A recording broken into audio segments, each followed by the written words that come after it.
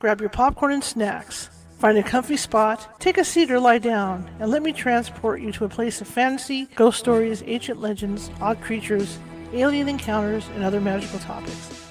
You may even decide to join the conversation.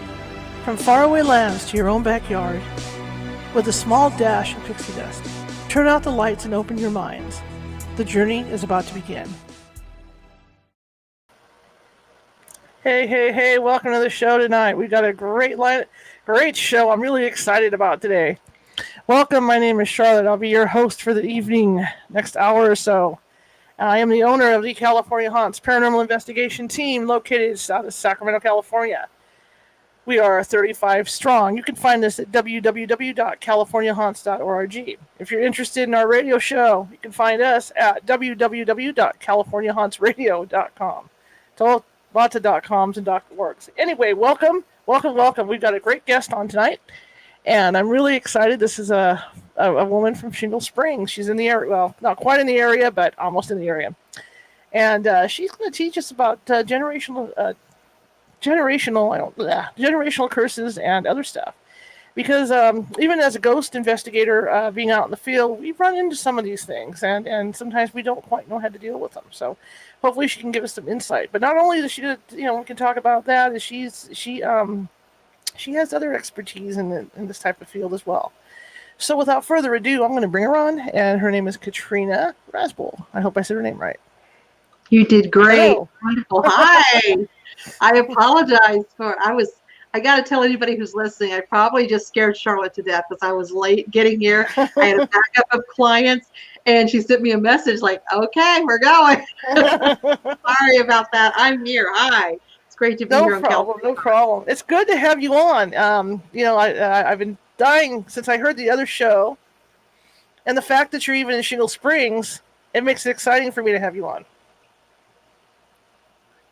I'm excited to be here, truly, and I really hated canceling out on you before. It was just kind of a emergency situation. So when the opportunity came up to make up for that faux pas, it was great. Well, it really wasn't a faux pas. It's not like you had a choice. You had no home. So, what are you going to do? Yeah, my house burnt down. Yeah. And that was the day that we found out that it was actually gone. We had evacuated and knew the fire was coming through, but they kept saying things like, there are some houses that the fire came right up to it and stopped. And I thought, I'm a witch. That'll be me, of course.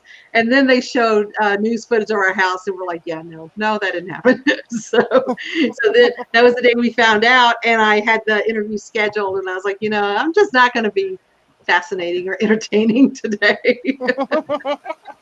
I kind of had a feeling, when you put the post out on Facebook, and I thought, uh-oh.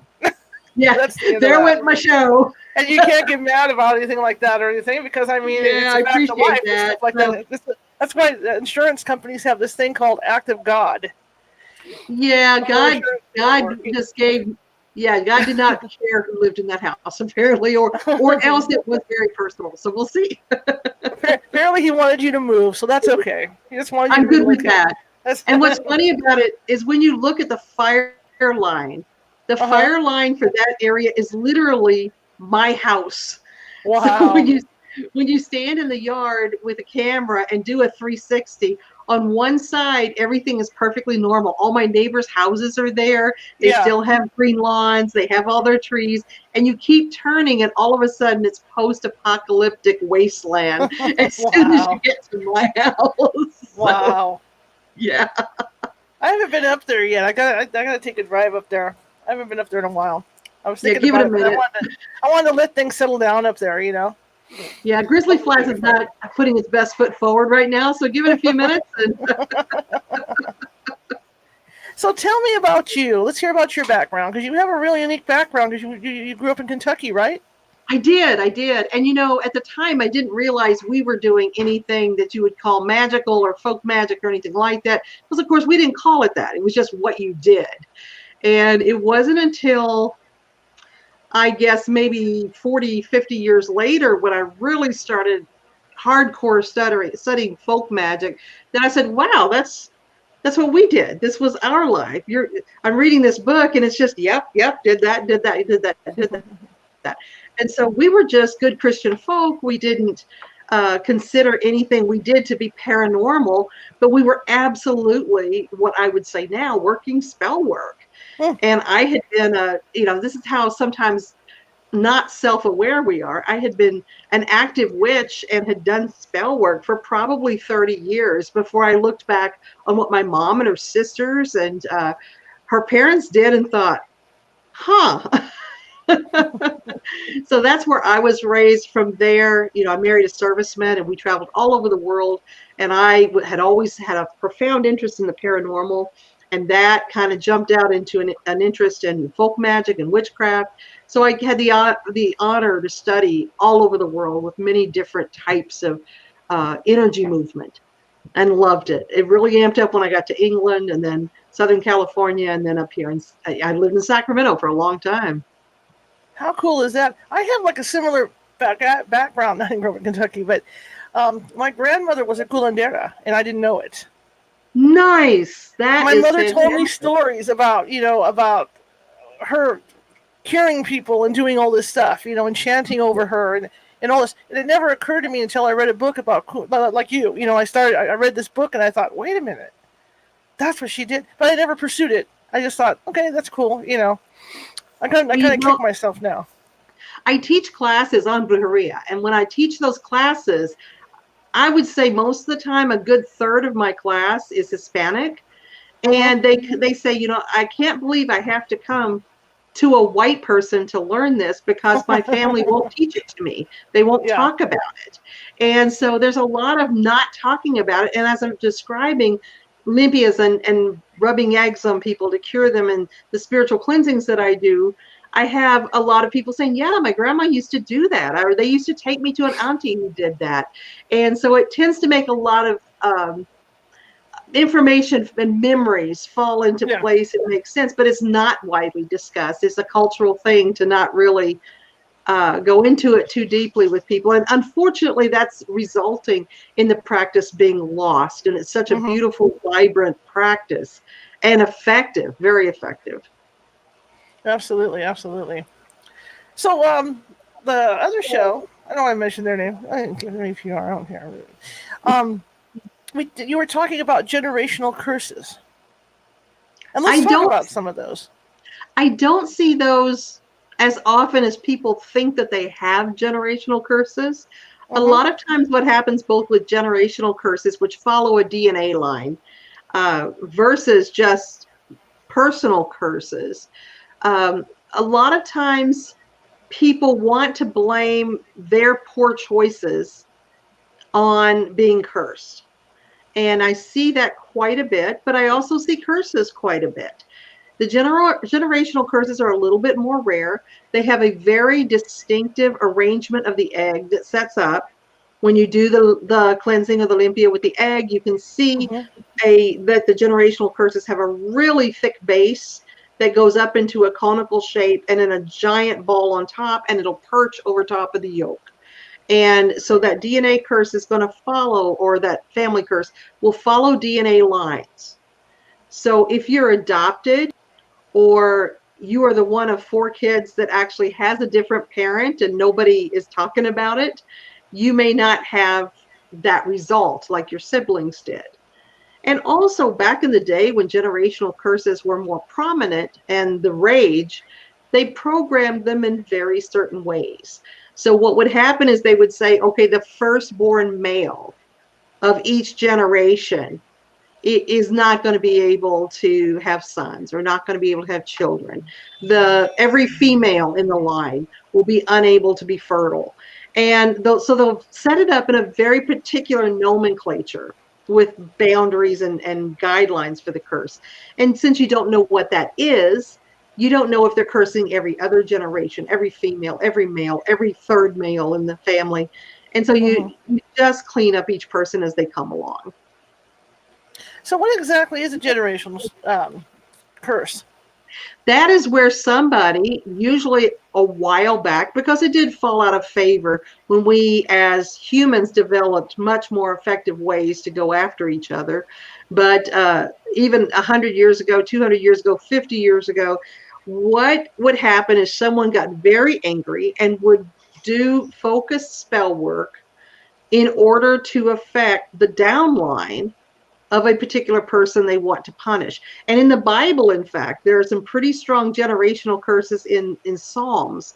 There's one, I believe it's 109. I could be speaking out of turn here, but they curse everybody you came from. They say, we want your mother's name to be erased from the face of the earth.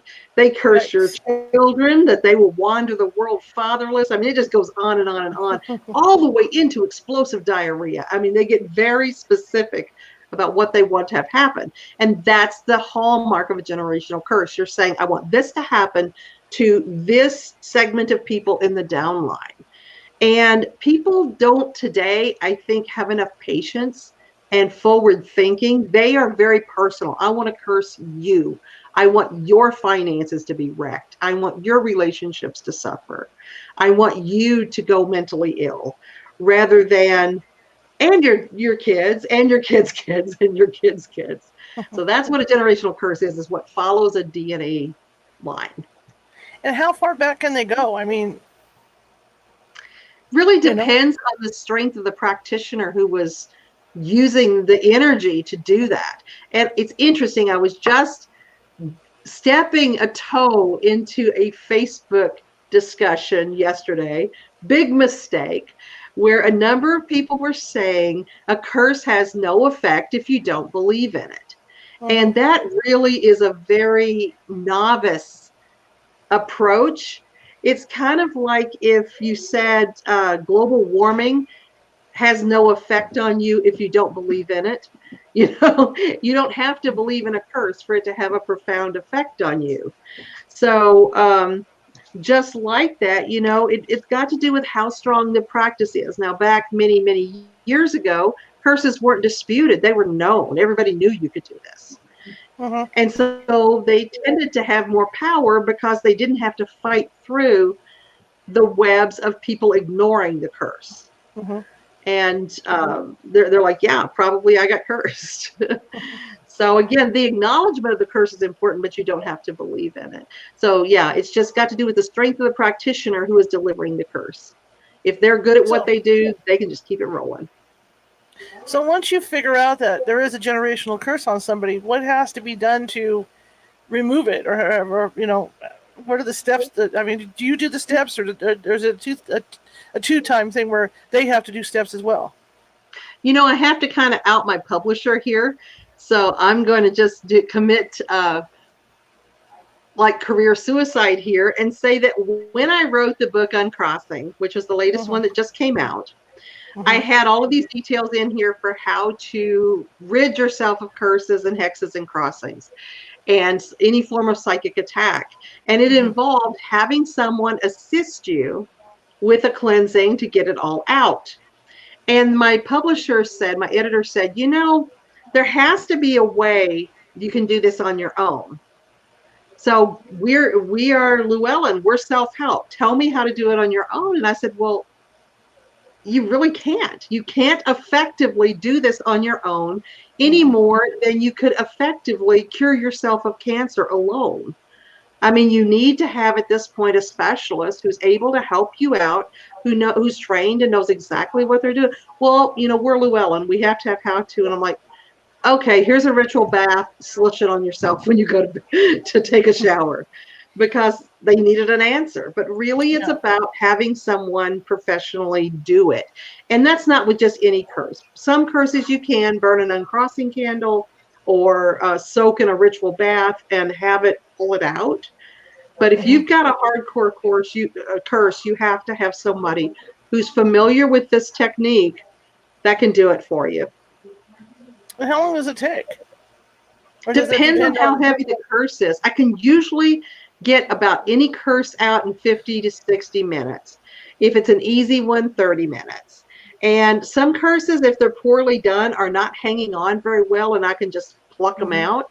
Those are the ones that would do well with just a ritual bath or burning a candle for a few days or something like that. But if somebody knows what they're doing and they've used the hooks and gotten it really deeply embedded in you, or if you've had it for a long time and it's gotten really comfy in there, it takes a while to get it out. You've got to really coax it.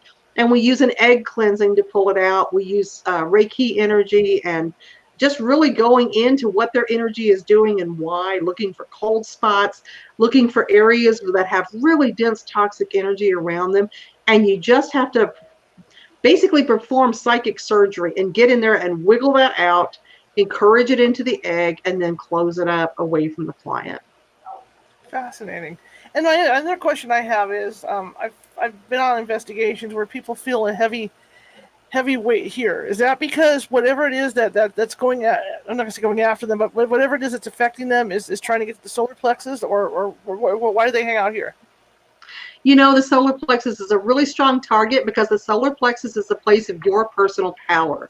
If a disincarnate, whether it's an entity or a spirit or whatever it might be, can get through your solar plexus, they can start to minimize the impact you're going to have in that situation.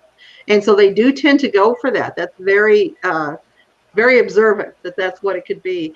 And, you know, there's different types of entities. We have entities that come through just to absorb the energy of a person and sit inside them like a little parasite and get fat, dumb, and happy on their joy, their prosperity, their good fortune, things like that. And then we've got entities that are perceived as spirits, and they react a little bit differently.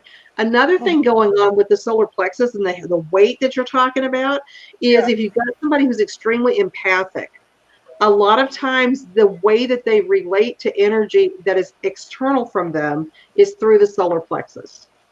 And so it could be a reaction to their energy field to what's outside rather than something the entity itself is doing. Interesting. I got a question in the chat room. Does the cleansing need to be repeated ever? Sometimes it does, because what happens is we go in and we get a good clean, and if it feels like the edges are clean, so to speak, we'll usually tell them, give them a set of instructions, just practice good self-care, act like you've had the flu for a couple of days, pay attention to what goes on the next month, and let me know if you need a follow-up. But there's sometimes when you get the egg out, the egg is just destroyed. And you know that this has been a long time problem in there. We may have to go in and do some further cleanup later. So what I like to do is go in and just do a basic clean, see how they heal. Sometimes they're, for lack of a better term, energetic immune system will heal the rest. And if I need to go in there and do more repair work later in 2 to 4 weeks, I'll do that. I don't mind, certainly. So it depends on the severity of the case. And also re-exposure. You have some people that you know you're sending them right back into the same environment that caused the problem in the first place. Now, curses, we're talking about DNA curses. There are curses that you can get just from exposure to an extremely negative person. And so if you're partnered with that person, or that person is your roommate, or that person is your mom, or somebody that you're going to be back in contact with a lot, it's just like if I took a little girl, put her pretty Easter dress on her, send her out to play, and she jumps in a mud puddle. I'm going to have to clean her up again. So we really, for repeat work, we're really looking at, you know, what is the environment they're going back into, or was this possibly something they picked up a long time ago and they're living a healthy, energetic life now. Cool. And, you know, how do people end up calling you? I mean, because, I mean, people have sicknesses now. There's a lot of depression going on. So how can people tell if that maybe there is a generational curse on them? Well, the thing is that a lot of people really, and I kind of mentioned this at the beginning, there's a segment of people, a type of person who really kind of secretly gets off on the idea that there's a curse on them. And so that's their default is, oh, you know, I can't keep a job. All of my relationships are crap. I'm tired in the morning. I must have a curse. And so sometimes I'll get people that I know, just like with the ER, you know, that they're frequent flyers. They're going to come in with every cough and sneeze. And then I've got people that come in looking at me really confused and saying, look, I feel weird saying this, but I think productive, I get blocked. Or every time I try to have a relationship, it, you know, ends up going sideways. And sometimes they are. Most people, my belief is, based on my years of experience, most people who have never had a cleansing likely have a curse somewhere in them. It's just that common. That's interesting. I never thought about it that way. You know, I never. I mean, I've heard of generational curses. My dad would joke because he was Hungarian. You know, and he would even get mad at people, and you know, he'd wave his hand at somebody and go, "May the 5 forms of this form on your body," and you know, with a gypsy curse and all that. But I never really looked upon it as being a thing. You know what I mean? Well, that's some heavy stuff right there. and certainly there are some cultures that are far more given to curses and throwing them around than other cultures. In America, we usually don't, or I would say the European side of America, they don't talk about that too much. They're usually not the ones that are saying, well, I'm mad now, I'm going to curse you. You know, they'll burn your house down, or they'll hack you to pieces or blow up a stadium near you, but they're usually not going so far as to know how to appropriately, for lack of a better term, construct a curse for you. And I used to laugh about it that when I worked, I used to originally started doing cleansings in a swap meet. You know, I bet you know Denios, and I was the witch of Denios, man. I did my cleansings there, and if a white person came in and said, you know, I'm feeling a little weird, I think I might have a curse, or I don't know, something, I would sit there and talk to them about personal responsibility. I would say, okay, well, let's look at what's going on with you exactly. Now, how can we work some changes with this? Look, here's a life, or a candle to live a better life. If a Mexican person came in to me, Hispanic person came in and said, hey, I think I'm cursed, I'm like, I'll get my bag because they probably are cursed. That there's a frequency there of curses and good ones going around. And like a Cuban, Puerto Rican, Hungarian, yep, I'll get my bag. Is it true too that, and this is something we found too over the years, you know, investigating, is that sometimes people just want something to make them feel better too. It's they just a do. question And of, my thought on that always is, who cares? I mean, that I used to feel bad about that at first. I thought, what if I'm really not doing anything? What if I'm genuinely just rubbing an egg on a person? And how creepy and weird is that? And then I thought, you know, it doesn't matter.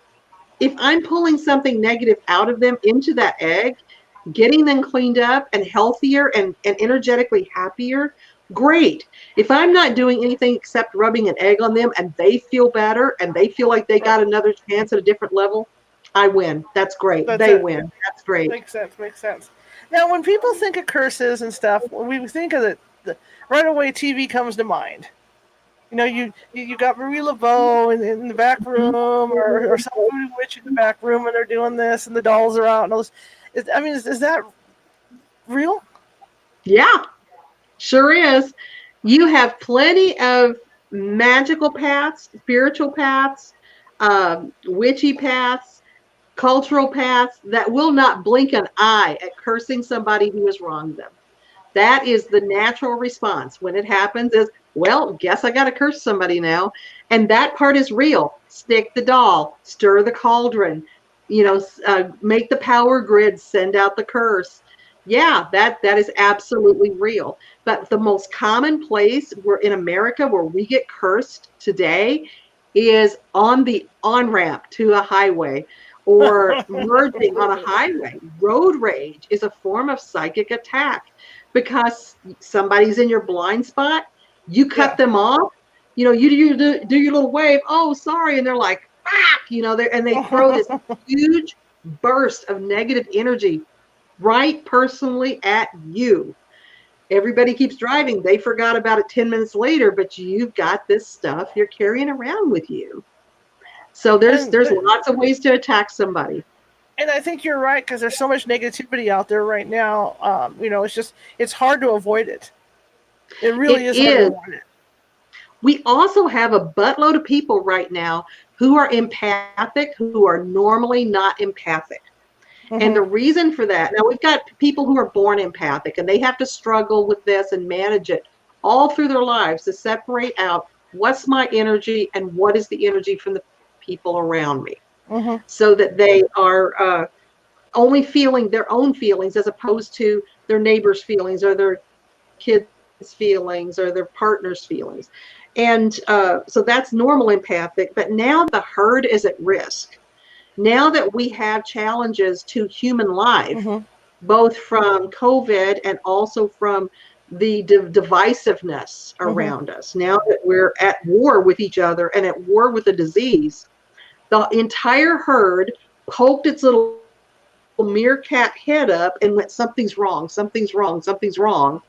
So we have all of these people who are suddenly empathic, and they're not used to it and they're not good at it. So it's like when rich people become poor people and they suck at it. They don't know about things like grocery outlet and yard sales and stuff like that. It's the same thing with being an empath. There's people that are new empaths are terrible at it. And so they have this onslaught. They don't know why they feel angry all of a sudden. They don't know why they feel sad when there's no reason to feel sad. And it's because they're suddenly empathic when they're not used to it. And they are a lot of the people that are coming to me to get cleaned out, because it's not just curses, it's also traumas, it's also exaggerated emotional response, because what I do is just going to get you back to baseline. So it's just your energy. So it helps with that too. And yeah, you're right. People are just, they're scared, they're angry, you know, and they're reactionary right now. Have you had an increase in requests since all this has been going on? That's why I was late to your show. Okay. Every day that I work, I'm working, 10, 11 hours to just keep my schedule down to where it needs to be and still work on everybody I feel like I need to help. Absolutely. Well, I can understand that. Question in the chat room is, how do you dispose of the egg when you're done? Oh, this is fun. So theoretically, by tradition, what you do is you wait until what's inside the jar dies off. So you got an egg in a jar. You have different, it's like reading tea leaves all sort of, because you'll have the egg form different shapes in the jar. And that tells you what you got in there. And you leave it in there until it dies. And that, when it dies off, everything kind of turns white and collapses over the yolk and looks all gross. And so then you know it's done. So then you are supposed to release it into a moving body of water. Well, I kind of figure flushing it is a moving body of water. And so we put it in the toilet. We then pee on it because we need to assert our dominance over what used to be in there. And then we flush it away and wave goodbye. That's awesome, especially if you know who cursed you. Piss on you. Piss on you, yeah. And what's cool is that most of the time the eggs I do are for clients.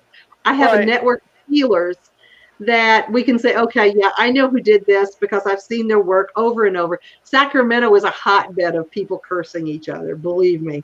You have all these witch wars going on and mess like that. And so you know, oh, I know who did that. Hi, remember when we met at Pagan Pride 3 years ago? Well, piss on you too. So here's another question, and this, I don't know if this is sarcastic. If it's who I think it is, it's probably sarcastic. So every Karen is sending a curse because they have a problem? Yeah. You know, it depends also on how do you take it. Now, let's talk about that Karen idea. If I'm working in retail and I'm used to these types of people coming up, I want to see your manager and just complaining, and I'm blowing it off, I am deflecting that psychic attack. If I'm new and this is my first day to work at, Home Depot or something, and somebody comes in attacking me because they don't know where the paint section is, and I welcome it and take it in, yeah, that's a curse.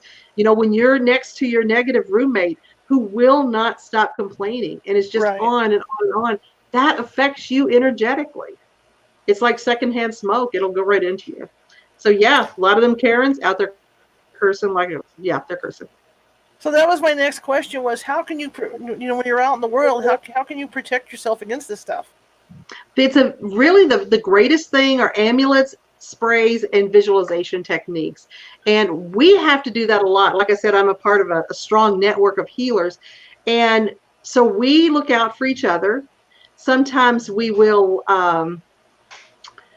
look at one another and notice it before the other one was. And our term is, man, you're looking a little bit dusty there. I think we need to get you cleaned up. And so that just means, you pick something up. When we're healing somebody and cleansing and working on them energetically, even doing Reiki, we don't shield because we want that full impact of energetic interaction with our clients. And so if they've got junk in them, sometimes we'll pick it up incidentally. But amulets, there's different, like I'm wearing the Evil Eye, a Nazar amulet. There's different stones you can wear that are protective. We use bracelets and things like that to protect ourselves, just to stay nice and shielded, but also sprays like the Fiery Wall of Protection sprays. And there's one called No More Monsters. It's really good for entities. If you're really a good medium and they won't shut up at night so you can go to sleep, this helps give you a little buffer so that you can sleep. And then the last thing. Look into that one. Okay, go ahead. You should. Yeah, I'll help you out. So the amulets and visualization, just meditating. But if you're going to go into Walmart and it's going to be a zoo in there, but you have to go in for something, man, you get your visualization going like, I am in a shield of armor, nothing can penetrate this. Or I'm rolling around Walmart in a hamster ball, none may pass. You can't get through my hamster ball. And just a cloak of invisibility, whatever works for you as your visualization technique to keep you safe and shielded is what's going to help. And then grounding after a thing like that. Wash your hands, hold a black rock, hug a tree, get your feet in some dirt to discharge excess energy you pick up. Do people have to be careful? Like, okay, you're driving your car. Okay, it's your turn to get on the freeway. Okay, you're driving your car. You get cut off by some little dude in a sports car. Do people have to be careful when they're yelling at people? I mean, is it because does there have to be intent behind it to make it a curse, or do you have to be really careful? I think that this comes down to personal accountability and responsibility. It's like picking your battles. Do you really need to scream at that person? Do you really need to curse at that person? What is that going to change? What is that going to help? And I hang a protective amulet or a wand from my rearview mirror that acts as a lightning rod for anything coming at me. And that helps a lot too. But, it's, again, personal responsibility in any interaction, not just driving. What am I going to gain from, yelling at this person on Facebook because they disagreed with me about something? What am I going to gain by making my kid feel bad that he made a mistake at school? It's about picking your battles and knowing when to step up and be an impact and shoot that kind of energy at somebody versus, this is not that important. I don't have to have my voice heard this time. So it's personal choices as well, because our words have impact. They have power. If we think about the last time we knew a secret that we had to tell somebody, like I'm pregnant or your partner is cheating on you, and for those precious moments before we drop that bomb, we are filled with power. We're about to change that person's life.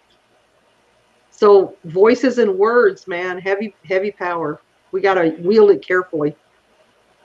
Question in the chat room. Does she sell the amulets?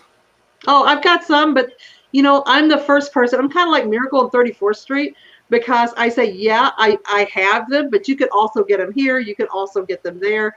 I do sell the Nazars. There's this one little thing. I wish I had one right here, but it's called a demon head amulet, and it's a Chinese water chestnut pod that always grows in the shape of a little demon. And they're really wonderfully protective. Even the iron, super protective. So if you have like 2 iron nails together in a cross, really good protection. You can even make your own protection. So yeah, I sell them for people that don't want to go to that trouble. But if you just sit and wind a string into a ball and say, this protects me from anything that could harm me, and just really put the intention in there, that'll work as great as anything I sell you. Interesting. I keep saying interesting because it is. It's absolutely fascinating for me to talk to somebody that actually does this kind of work. Now, how much protection do you have to do to yourself before you take this stuff on? Well, I'm not like most healers. I'm kind of a hold my beer kind of person. My husband is the one that's very new age and very pure of intention, and just he's our yoga instructor, he's our Reiki master, he's just very high vibing, and I'm just sort of John Constantine with a cigarette hanging out, like, here's our mirror, get in there, Tina. So I just don't shield a whole lot, I just clean up afterwards. So I'm always the bedraggled one that's going up to my friends going, I think I got a demon in me, will somebody clean me out, please? So followed me home. Yeah. I went in after this guy, and his demon bit me, man. So I'm probably not the best person to ask that. Like my medium, Gladys, is across the room right now, and I know I'm not even looking at her. I can feel her eyeballs rolling to the back of her head right now. You know? Can you tell me about one of the hardest cases you've had to cleanse? I used to hate to do exorcisms. And as I got older, I stopped doing them. And everybody thinks that exorcism is going to be cool. They think you're going to be taking holy water and flinging it at somebody, and the person's going to be floating and making all kinds of, cool noises. And you're going to, just the power of Christ is going to compel them and all this. When really an exorcism is you hanging on to somebody for about 4.5 hours while they poop and vomit and call you names and cuss at you. And I just decided I was too old for that. But yeah, I would say the exorcisms were the roughest, where you're actually, now sometimes it's rare you come across an actual exorcism when you do an exorcism. Sometimes you really are just going through the motions for the people involved so that they feel comfortable and confident and safer. But when you're doing an exorcism and you actually do come across a demon infestation, that's pretty freaking scary. And you can't show any fear. You got to just be standing there just screaming them down, basically. And that's when you find out that they're not, at least the demons I encountered, not especially receptive to Jesus as a foe. They see Jesus as very docile and very loving and very forgiving. But interestingly, if you bring up the Blessed Mother or you bring up Santa Muerte, they all of a sudden realize they got a cake in the oven or something, because they just boogie out there like, oh crap, she's calling mom, we got to leave.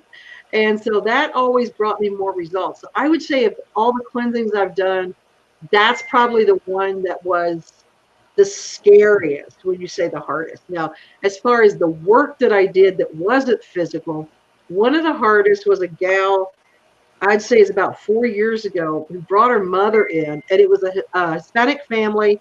And so they were very culturally patriarchal. And so the husband was having an affair, and the mom had been married for like 40 years to this guy. And the mistress was working magic on the mom to kill her, and had also done some binding work on the dad. And so I'm here trying to heal this whole family. The mom had almost no life in her. She could barely walk when she came in. So there was lots of healing, lots of cleaning that had to be done. That took me about, the first session she was doing much better, but it took me about 6 or 7 months to get her really cleaned up and stable. And a lot of that was because I was sending her right back into the family home. She's going right back to where she keeps getting hit. And so we had to build her up over time. And she wasn't going to leave. That wasn't going to happen. So that was probably the one I put the most effort into as far as hardest. But the scariest one was, always the exorcisms. Right. I have a question about this. I had a friend who went to visit her family at the cemetery. And she was walking past her grandmother's grave, and she got attacked. Oh, I'm sorry. My husband just texted me. Ignore that sound. She got attacked? Absolutely. Yeah, she got attacked. Sure. So what would that be about? Well, that is a different kind of psychic attack. My husband's text message says for the king. It's just what we do. Anyway. It's all good. That's a different type of psychic attack. You know, when a psychic attack comes from a living person, there's usually malice behind it, as far as you did me wrong, or I don't like how you are in the world, or you hurt my sweet little feelings in a YouTube comment, or whatever it might be. It's real personal between the two of you. Usually when you get attacked in a cemetery, however, that is just because you have got some lunatic sort of restless spirit wandering. And people think that because you die, you somehow become enlightened and, join the ether and everything's great. But really, people that die are just as dumb, mean, angry, and crappy as they were when they lived, especially if they're already psychopathic or mentally ill, and they hang out in cemeteries, and you can absolutely get attacked. And I've had people that get attacked by people that died that didn't like them in life. They just can get around easier now because they're not encumbered by physical bodies. Right. Absolutely, spirits can attack you. I'm not sure I would call that a curse specifically, but I would call it a psychic attack, definitely. Okay. Now, here's my question. What is the difference between a curse and a psychic attack, then? Psychic attack is an umbrella sort of label. Mm-hmm. So if you think about Christianity as an umbrella label, and under it you got Protestant, you got Catholic and Jewish and all the different denominations, psychic attack is just a blanket term for all the ways you can beat the crap out of somebody energetically. Okay. Yeah. Now, can you feel, I know I've had contact, no, I'm not saying psychic attacks, but contact with real strong psychics where even when I'm on the phone with them, I can feel that energy coming through the phone. Can you feel that? Like if somebody's psychically attacking you, like say it's somebody you know, can you feel that energy coming off of them if you're in the same room with them? Sure can. Another thing you can feel is when somebody's taking your energy. So that's a similar feeling to that. When you're up against somebody, it's kind of a black hole, and you can just feel yourself winding down more and more and the energy going toward them. It's like that in reverse because they're just pouring this negative energy at you. And people do it all the time where they walk into a room. Oh, what's wrong? Are you upset? No, nothing's wrong. But you can just feel that they're angry. So that's a minor form of it. Absolutely. People are better at reading the energy of others than they think they are. Interesting. Wow. I can't keep saying interesting. People are going to yell at me. Stop saying interesting. But it is. I'll say fascinating. How's that, guys? Anyway, I'll take interesting. Wow. Let's go with interesting. It's a good word. I'll go with interesting. Interesting. Yeah. Otherwise, I sound like Mr. Spock the whole time. Fascinating. Worse stuff can happen to sound like Mr. Spock. So tell me about your classes. What classes do you teach? We teach everything here. And in fact, one of the things we do at Crossroads is that all of our classes are free. The only classes we charge for are my husband's day-long Reiki certifications. Everything else is free. If people want to give donations, they can. But like Gladys teaches a class on practical parapsychology. Gladys, Debbie, and I teach a class called Conjure by Candlelight, which is where we all sit around in the dark with candles. And you've got a minimum of 3 long-term magical practitioners with all the newbies who can just ask any questions about anything they want. So somebody will say, how do you use a pendulum? And we'll show them how to use a pendulum. How do I make a power grid? We show them how to use a power grid. I teach healing classes that are locked up. I mean, that's a private class that goes on for almost a year. And I teach a class called Primal Witchcraft, which is the nuts and bolts of doing different spell work. Gosh, we've got so many different classes here. It's just, I'm doing a disservice even trying to mention some of them because there's so many. We have full moon drummings, which of course is a spell work of its own. Just all kinds of different stuff that we teach. Intention gardening, even gardening classes with intention. So you're putting spell work into plants. That's cool. Yeah. For somebody that might be afraid of opening up, how do you help them with that? Because I know there's some people that are, sometimes, once you open that door, it's not only nice things that are going to come knocking, going to come through. That's very true. And a lot of it is the intention with which you go into that experience. If you're going into it well shielded and not looking for trouble, you're probably going to be okay.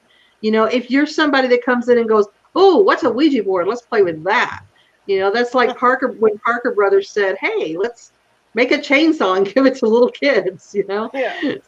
You've got to know what you're doing. And if you're just coming in and just starting to learn some basic spell work, starting to learn the personal responsibility and ethics of magic and things like that, you're going at enough of a pace that you're not going to get tripped up or get in over your head. The main thing is having a qualified teacher who can guide you through what you need to do, or finding a great book that really hits on the fine points of protecting yourself as you go along. The problem is that a lot of people want to, in the effort to make it super woo-woo, want to make magical practice as scary as they can possibly make it sound, when really it's a very natural process. You're at a much greater risk of infiltration going to Disneyland for a day with all of those different people who are having all kinds of different intentions around.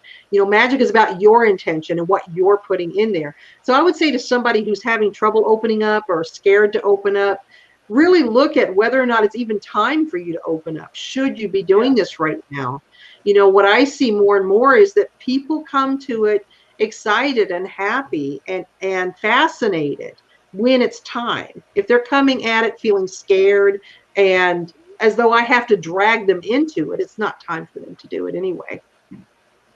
I used to teach, I don't do it anymore though, I used to teach basic psychic development classes.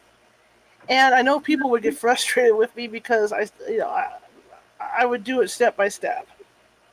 And they would get really frustrated. But it was because of this opening and closing the door thing, because you get people that want to jump right in, and the next thing you know, all this stuff's coming down on them. Well, we're an instant gratification society. I wrote a book called Tarot Made Easy. No, that's a lie. I didn't write that, Nancy Garrett. I wrote Tarot for Real People. Gotcha. I'm telling too. I'm going to tell her. Yeah, talk to her. She's my I'm telling on you. I know. Tarot. I highly recommend Tarot Made Easy by Nancy Garrett. Anyway, Tarot for Real People is the book I wrote. And I don't even get into how to read the cards until about 6 or 7 chapters in, because I spend so much time teaching people, get to know your deck. What do you feel when you look at this card and this card and this card, and what, you know? And so I'm one of those, I'm a Virgo, I'm one of those slow ass teachers too, where they're not going to get a huge gratification payoff until they've run through the paces of learning how to take care of themselves. Absolutely. I agree 100% with that. I know people would get frustrated with me, and I'd just be like, no, you really don't want to open that door until you're ready, to have it fully open. There's plenty of teachers out there that'll just throw you into the deep end and let you swim. And anybody who wants that level of instant gratification isn't cut out for what I do anyway. This is not an instant fix. This is the long con. This is taking your time to get to where you need to be, so that when you get there, you're able to work it effectively rather than having to jump right in and ace it from the beginning. You can't do it that way. It's a practice like anything else. You don't jump right into surgery when you're going to med school. You take a lot of time working your way up to it and learning it. It's a discipline. Now you've been all over the world studying this stuff. And sure have. Earlier we talked about Marie Laveau and voodoo.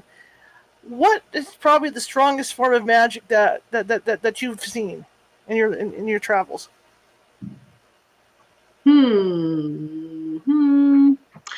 Well, a couple of comments, of course, because I'm verbose. One of those is that what is strong to one person is not going to be an impact to another person. Now, when I was in Westminster Abbey in England, I felt steeped in magic to the point that the hair was going up on my neck. I was having a really profound reaction. I went to Stonehenge and didn't feel crap. It felt overplayed, chewed up, didn't get anything. Same thing for instance, Winchester Mystery House. I went there all amped up and just ready to go to bat, man. We're going to have some heavy duty stuff. Went on the Halloween flashlight tour. Come on, bring it to mama. Come on, I'm ready. And just zero. It felt so neutral to me. And everybody else that goes there gets this really big high. So I'm just going to preface by saying different people react to different things. And so for me, I think one of the strongest now I'm a Santa Muerte devotee, and she is the strongest divine figure I've ever worked with, and very communicative and very right now. She gets the job done. And so that's a pretty strong magic that I felt. I got to go with any of the African traditional religions, like hoodoo. Help me out here, Gladys. Conjure, any form of conjure.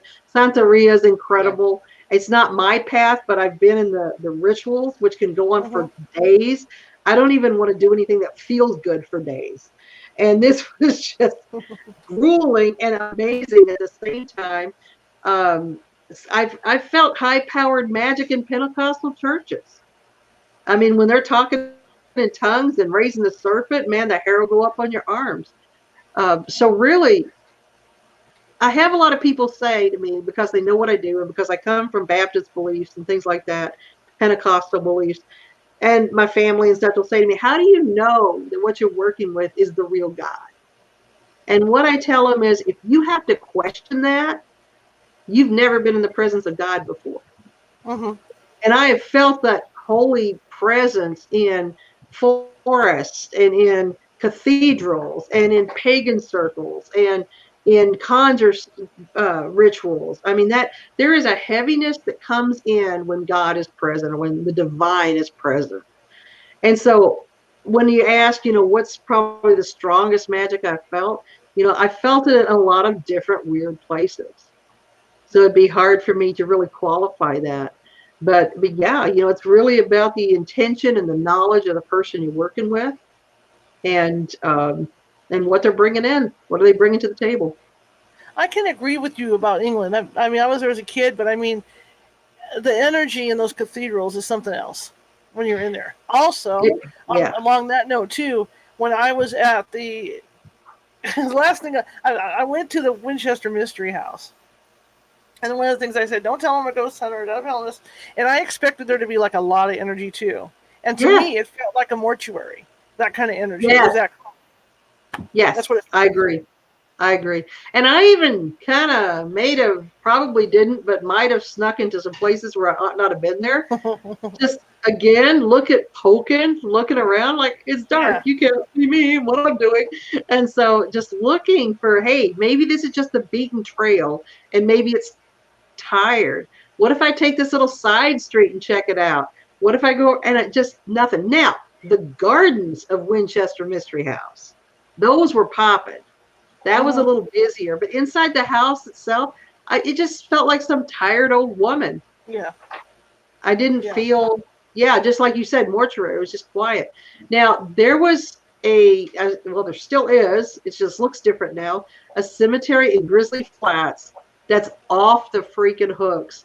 This place, man, it has an unconsecrated burial ground on the other side of the proper cemetery, and those graves go, I mean, the main cemetery is graves going back to the early 1800s and all the way up to 2007.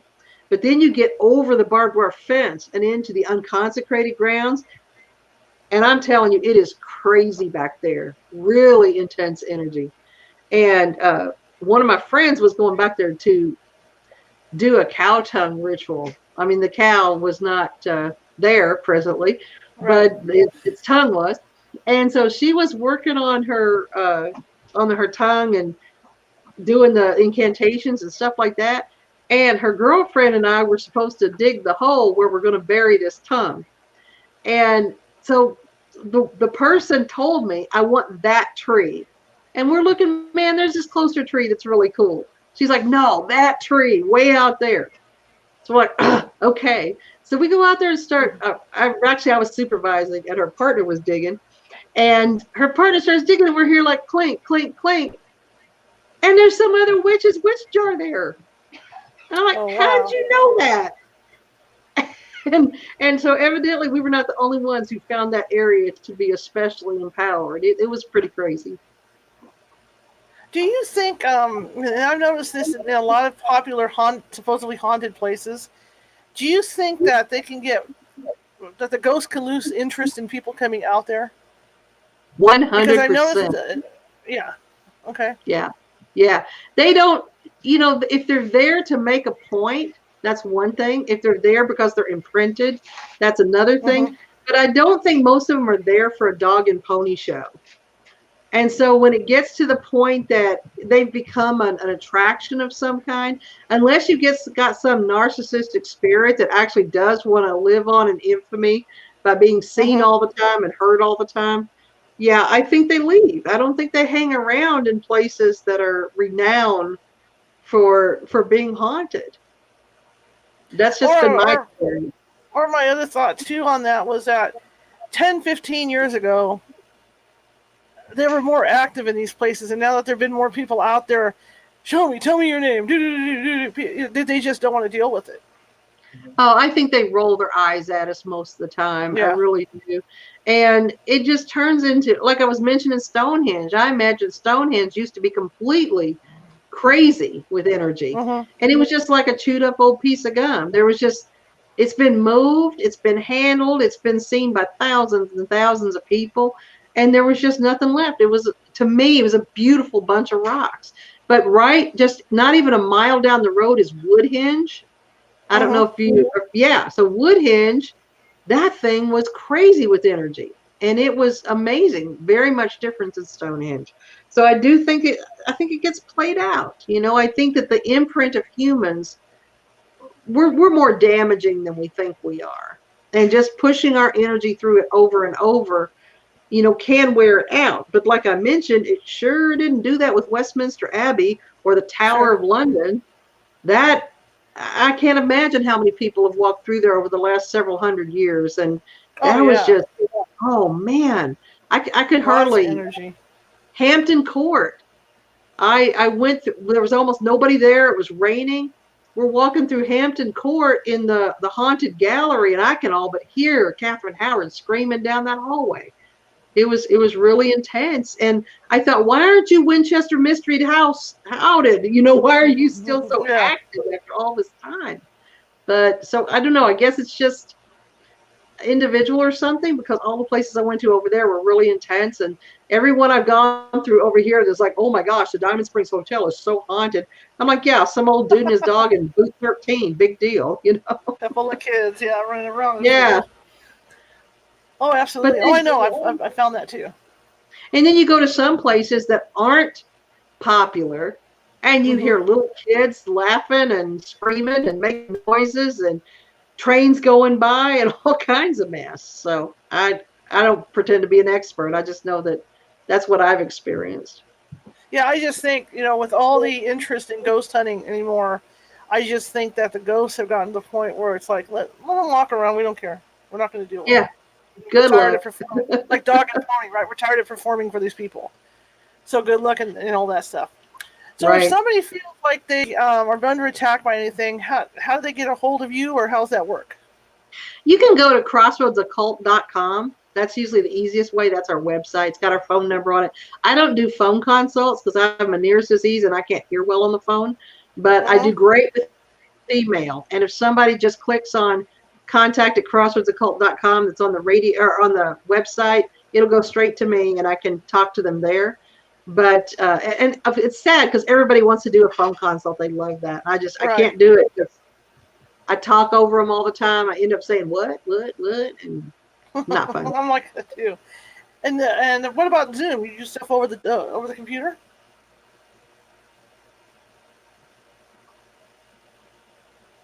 I lost you. It broke up. Tell me again about Zoom. Why are you staring at me? Do you do stuff over the computer with Zoom? Do you do stuff over the computer with Zoom? I did for a while, but what happened is that when I offered Zoom consultations, I had this slew of people ordering Zoom consultations when they had no idea what Zoom was or how to use it. And so I took it down because I got tired of having to give a tech class for 45 minutes before I could even get them onto it. So now it's just emails. They can also call and talk to Eric. He knows everything about what I do, and he can give them the rundown too. And he hears just great. So there you go. There you go. Yeah, no Zoom anymore.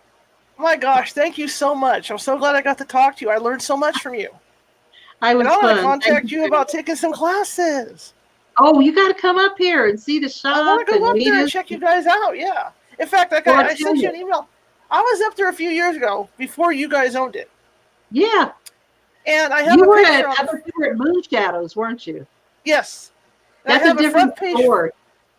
Front page photo on my website where somebody had was taking pictures of ethereal goo.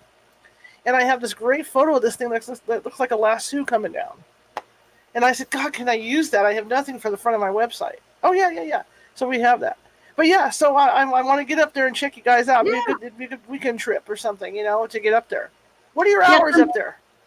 Well, right now we're having weird hours. For September, we're closed on Wednesday, Thursdays, because we needed time to work on the insurance for our house and get into a rental and stuff like that. So for September, we're only open on Friday, Saturdays, and Sundays from noon to 8 p.m. Normally, we're open Wednesday to Sunday. So starting October 1st, we'll be back into Wednesday to Sunday, 8 p.m. or 12 p.m. to 8 p.m. And also, our class schedule is on the website. So if you go to crossroadsoccult.com, there's 3 different places where you can find our printed schedule that'll tell you all the different classes we're doing. And again, people will say, hey, there's no prices listed here, and that's because our classes have no cost. Awesome. I'm definitely going to come up and see you guys. Come see us. This is cool. You have good energy. I like your energy. Thank you. I appreciate that. Thank you so much for coming on. And at some point, let's have you on again to talk about more of this stuff. That'll be a lot of fun. I appreciate it. Thank you so much. Thank you so much. You have a good evening. You too. Okay, bye-bye. All right, that was a great show. Man, I learned so much about this stuff. I've heard about stuff like that, like working with the eggs and whatnot, and never really talked to anybody about that. So that was really cool. I want to thank everybody for coming. We're going to be doing a show Friday. We never do Friday shows, but this week we're going to do a special Friday show. And that is going to be with Dr. Linda Bachman. And she's going to be on talking about past lives. I heard her on another show, and she's got some really cool info about past lives that I had never heard about. So I want to be talking to her about that. So you guys are welcome. But Friday is going to be a noon show because she's in Central Time, and she's got lots of appointments. So we agreed to do noon. So we're going to be here noon on Friday. And again, I want to thank you guys all for coming.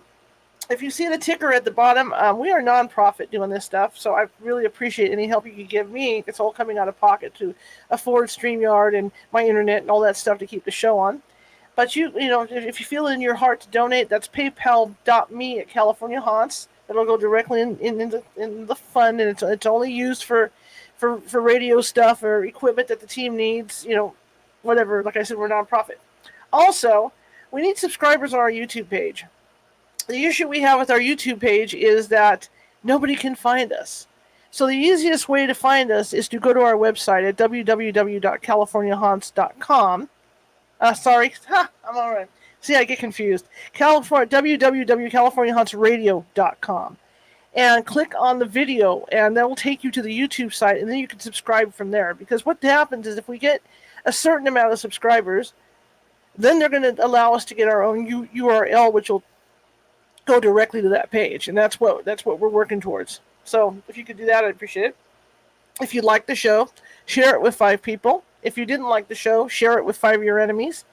Doesn't matter, as long as we get the word out about the show. And you guys have been really good about that. Everything's building up. Our downloads are building up. It's been incredible the last couple months, and I want to keep that flow going. Again, thank you guys for coming. I'm going to go ahead and show you Katrina's contact information and her books and where to get them. And that way you guys can see that. And then I'm going to close off here, and I will see you guys on Friday. So here we go.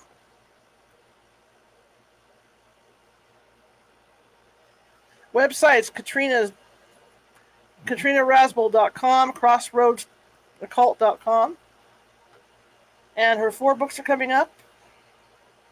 And those are available at Amazon.com. So you guys can go ahead and look for those books.